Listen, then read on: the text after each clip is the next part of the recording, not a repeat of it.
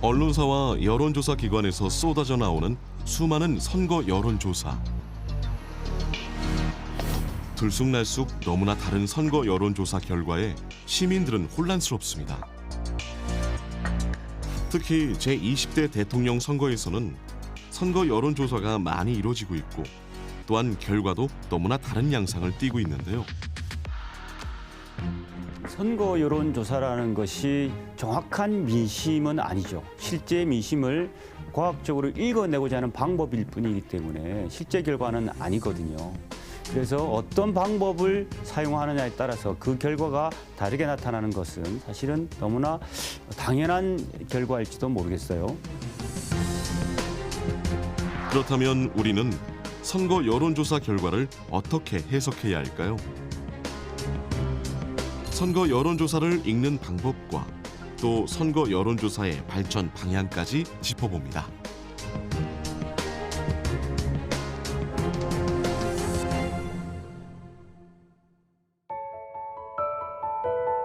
선거 여론조사는 국민의 소중한 한 표가 어느 곳으로 향할지 예측해 볼 수 있을 뿐만 아니라 국민의 생각을 정책에 반영할 수 있기 때문에 민주주의에서 매우 중요한데요.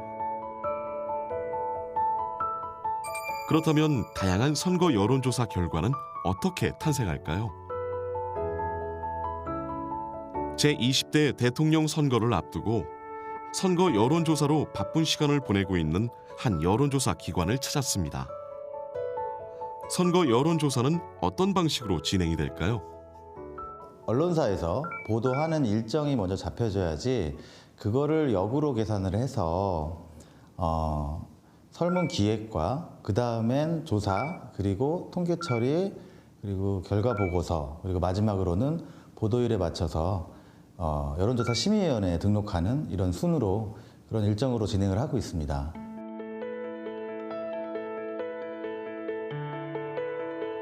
지금 어떤 일을 하고 계시나요? ARS라고 그 전화조사 실행하려고 준비하고 있습니다. 객관적으로 신뢰할 수 있는 여론조사 결과를 도출하기 위해 전화번호를 만들 때도 또 선택할 때도 컴퓨터 프로그램을 통해 무작위로 번호를 할당하고 있는데요. 사람이 인위적으로 개입하게 되면 무작위성을 담보할 수 없기 때문에 국민들의 의견을 정확하게 밝히기 위해서 무작위성을 담보하기 위해 노력하고 있습니다.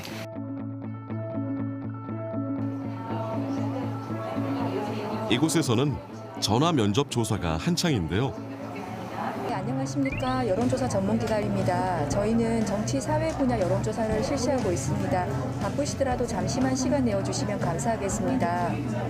가장 중요한 사항은 유도 질문에 대한 것이 있는데요. 예를 들어 상대방이 특정 정당을 지지했다고 해서 반드시 그 정당의 후보를 지지하는 것은 아니기 때문에 지레 진작을 하거나 유도해서 대묻지 못하도록 계속 강조하고 있습니다.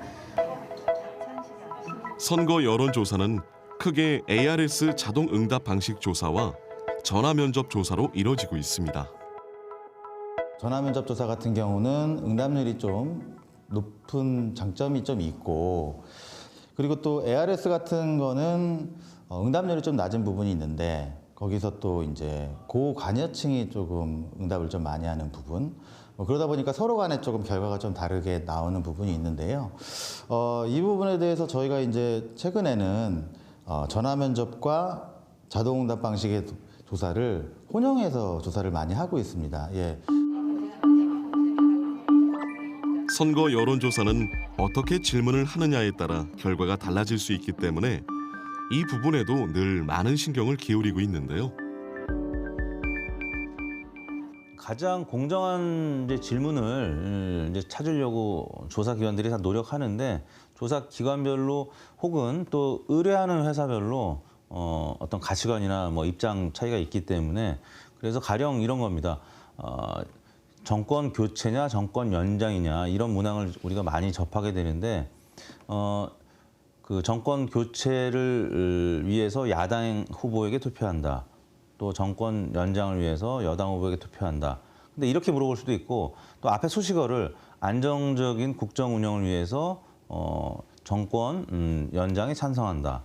아니면 정권 교체를 위해서 또 야당 후보에게 투표한다. 뭐 이런 식으로 문항 워딩에 따라서 다른 결과가 조금씩 나올 수가 있습니다. 그래서 언론사와 여론조사 기관이 협의를 해서 가장 공정한 나름의 방식을 선택해서 하고 있습니다. 조사가 끝이 나면 조사 내용을 바탕으로 통계 처리를 하게 됩니다. 통계 처리가 된 결과 보고서를 작성하고 주간 정례 조사를 통해 나온 정당 지지도, 정치 사안에 대한 국민의 의견을 정리하는 것은 매우 중요한 일이라고 하는데요. 또 대한민국의 민주주의 사회는 이제 현재 또 여론에 근거하는 사회라고 볼 수 있기 때문에 이런 지표들은 굉장히 중요하죠. 그래야지 이제 정책을 결정한다거나 혹은 정치를 직접적으로 수행하는 사람들이 이 사람들이 주로 어떤 것을 원하고 어떤 것을 싫어하고 또 어떤 것을 나중에 또 희망을 하는지 파악할 수 있다. 이런 것들을 이제 보여줄 수 있는 지표, 지형도를 작성함에 있어서 이 일간 조사가 굉장히 중요하게 작용한다라고 말씀드릴 수 있겠습니다.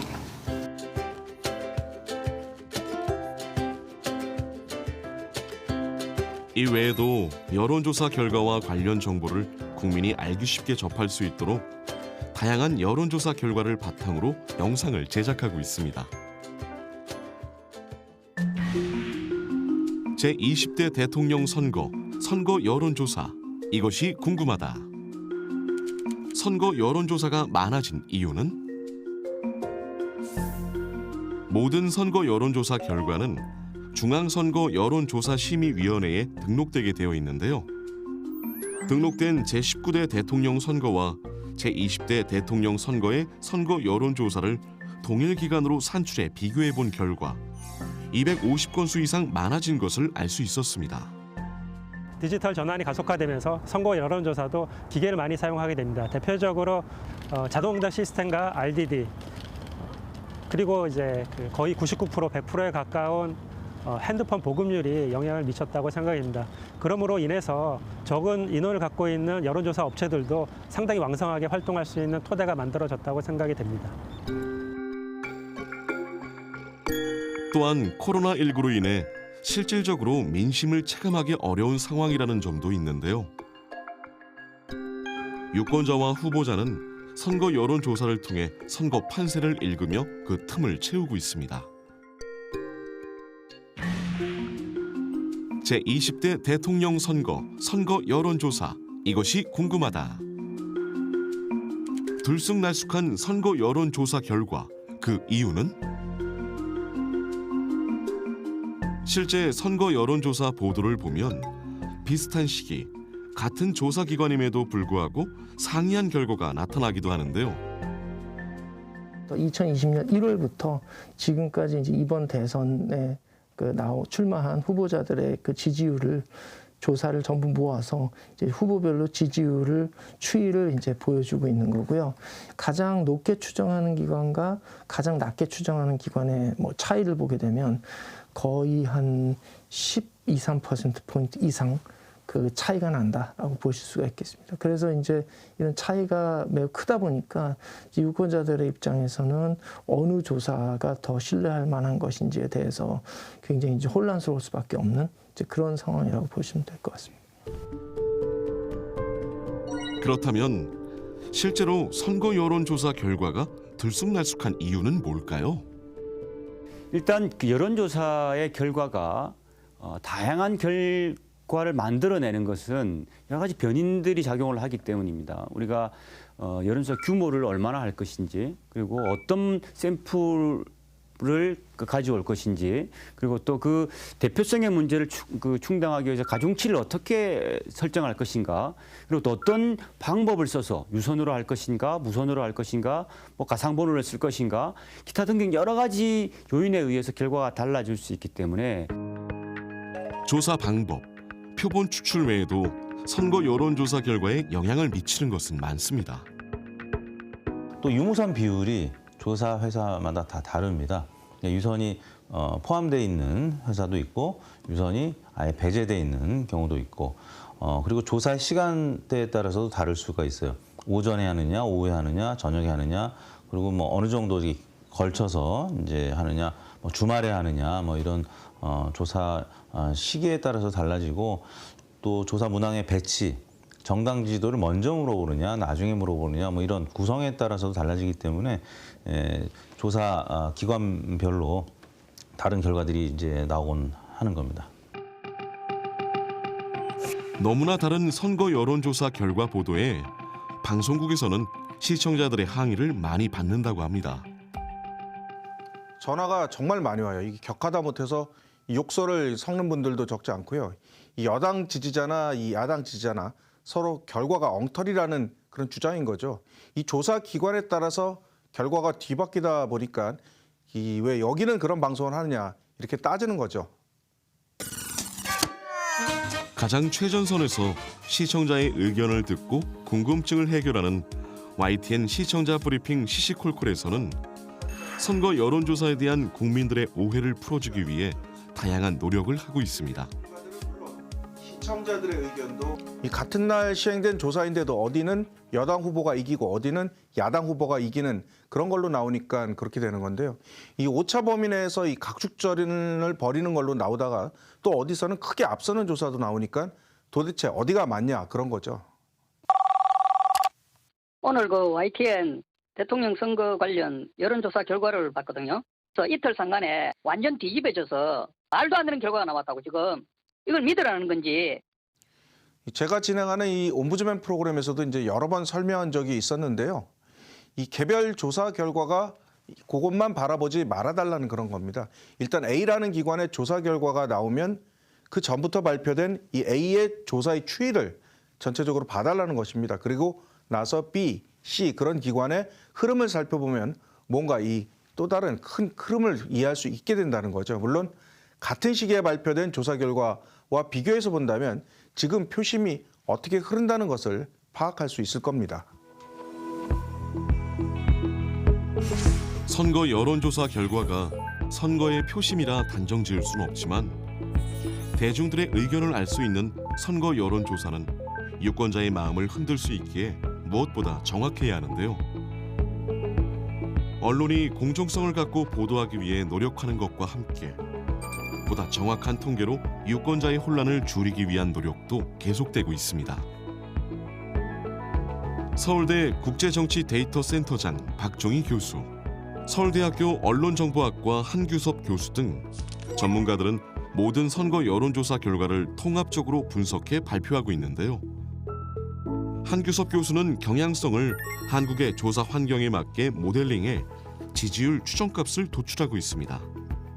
이제 해외에서 사실 이제 그 미국의 뭐 그 538 이런 데도 있고요. 또 뭐 리얼 폴리틱스 이런 그 대표적인 그 데이터 저널리즘 기관들에서는 선거 때마다 이제 이미 상당히 오래 전부터 이런 똑같은 서로 방법론은 좀 다르지만 이제 똑같은 작업을 해오고 있습니다. 그래서 실제로 이제 538 같은 경우는 이제 오바마 대통령이 이제 미국에서 처음 출마했을 때 그때 이제 대통령 선거 결과를 좀 다른 일반 여론조사보다 좀 더 정확하게 맞춰서 조금 이제 많이 화제가 됐었던 이제 그런 적이 있었습니다. 요즘 사람들, 특히 젊은 층의 사람들은 모르는 전화번호를 받지 않거나 콜포비아에 시달리며 전화를 피하기도 하는데요. 정확한 선거 여론 조사를 위해서는 이 부분에 대한 해결도 필요해 보입니다. 사실 응답률이 계속 떨어지고 있습니다. 그래서 전화를 직접 받으신 분들이 요즘에는 굉장히 적어요. 문자에 익숙하죠. 그래서 비밀 투표 방식, 화면을 터치해서 모바일 인터넷으로 응답하는 방식, 이런 방식으로 미국은 이미 많이 앞서가고 있고요. 한국도 이제 그런 식으로 진화되지 않을까 싶습니다. 일단은 여론조사가 좀 줄어들었으면 좋겠고요, 개인적으로. 그러니까 좀 몇 개 언론사가 공동으로 또 몇 개 여론조사 업체에게 맡겨가지고 조금 여유 있게 그런 식으로 하면은 여론조사 자체의 품질도 좋아질 것이고 전체적으로 그 사회의 그 여론조사 때문에 좀 부담스러워하는 분위기도 좀 줄어들 것이고 뭐 그렇지 않을까라고 개인적인 바람은 가지고 있습니다. 또한 5년 전 제19대 대통령 선거가 치러지던 때와는 달리 이제 고령층 대다수도 스마트폰으로 유튜브 등 소셜미디어 플랫폼을 애용하고 있는데요. 디지털 트랜스포메이션이 진화되고 유권자들이 디지털 기술에 좀 익숙해지면서 어떤 이제 좋은 점이 있냐면은 본인의 민의를 다양한 SNS 플랫폼을 통해서 표출할 수 있는 장이 마련됐습니다. 대표적으로 18대 대선에선 트위터가 그 역할을 했었고 19대 대선에서는 페이스북이 그 역할을 했습니다. 이번엔 대선에서는 유튜브가 그 역할을 하고 있습니다. 검색어 트렌드라든가 유튜브에 표현되는 조회수라든가 댓글수 뭐 이런 것들 자체가 무응답층을 추정할 수 있는 그분들의 어떤 표심을 읽을 수 있는 좋은 정보가 아닐까 이렇게 생각이 됩니다. 선거 여론조사는 중앙선거여론조사심의위원회의 공적 규제뿐만 아니라 여론조사 기관의 노력도 필요하다는 의견입니다. 선거 여론조사는 무엇보다도 정확성이 생명일 텐데요. 그것은 민심이 어떻게 표출되느냐를 알려주는 결과물이기 때문입니다. 그래서 여론조사 기관들 자체가 책임감을 가지고 민주주의의 발전을 위해서라도 좀 더 책임성 있는 여론조사를 실시하는 것이 중요한데 책임감 있는 규제의 모습, 자율규제라고 하는데요. 이 자율규제를 좀 더 강화해가는 방향으로 스스로를 정화하는 것이 무엇보다도 중요할 것이라고 생각이 됩니다. 선거 여론조사의 정확성을 위한 다양한 노력과 함께 국민들이 선거 여론조사를 제대로 읽는 눈이 필요한데요. 선거 기간에 우리가 흔히 들을 수 있는 심리 용어가 있습니다. 선거 기간 실시된 여론조사에서 지지율이 높은 후보에게 표가 쏠리게 되는 밴드웨건. 약자에 대한 연민이 작용해 여론조사 결과 지지율이 낮은 후보를 지지하게 되는 언더독 효과인데요. 실제로 1948년 미국 대통령 선거 당시 해리 트루먼 후보는 사전 여론조사에서 계속 상대 후보인 토마스 듀이에게 뒤졌지만 결과는 정반대로 4.5%포인트 차로 당선된 것입니다. 그 선거 결과의 정확성을 조금 더 이해하기 위해서는 단지 하나의 두 개의 자기 생각과 일치하는 여론조사 결과를 수용하는 것이 아니라 그 여론조사가 꾸준히 쭉 이어질 텐데요. 어떠한 추이 속에서 변화되고 있는지 그리고 어떠한 선거 이슈에 따라서 출렁이고 있는지 이런 것들을 다양한 각도에서 그리고 다양한 결과를 종합해서 판단할 수 있는 시각이, 방법이, 태도가 필요하게 할 것이라고 생각이 됩니다. 제20대 대통령 선거가 며칠 앞으로 다가왔습니다. 여러분은 어떤 대통령을 원하시나요? 경제를 잘 이끌 사람이 최고지. 좋은 분이 뽑혀서 나라 운영을 잘 하시는 게 제일 좋지 않을까. 말씀을 하시지만 그냥 공정한 사회가 될 수 있게 그냥 법과 원칙에 따라서 예외 없이 적용하는 그런 대통령을 원합니다. 우리는 지금 새로운 출발점에 섰습니다. 선거 여론조사를 읽는 눈과 후보의 정책, 공약을 살피는 지혜만이 공정하고 평등한 정의가 살아있는 대한민국을 만들 수 있습니다. 앞으로 남은 기간 동안 좀 후보자들의 정책 입장 같은 것들이 많이 알려지고 해서 그 좋은 그 선거로 연결될 수 있었으면 합니다. 대한민국을 둘러싼 다양한 문제들이 있습니다. 미중 간 패권 갈등, 코로나19로 인한 팬데믹으로 불평등이 굉장히 심화됐습니다. 이런 문제를 해결할 수 있는 유능한 국가 지도자를 뽑아야 할 때가 지금 대통령 선거라고 생각합니다. 앞으로 5년 동안 대한민국을 이끌어가기에 조금이라도 더 적절한가 라는 걸 좀 더 고심을 하고 꼭 투표를 하셨으면 좋겠습니다. 이 선거 과정을 통해서 국민들의 생각을 하나로 모아내는 것이 근본적인 목적입니다. 따라서 이번 선거가 끝없이 논쟁하고 다투더라도 수많은 갈등들이 일소되고 국민들이 통합할 수 있는 계기를 마련할 수 있기를 바랍니다.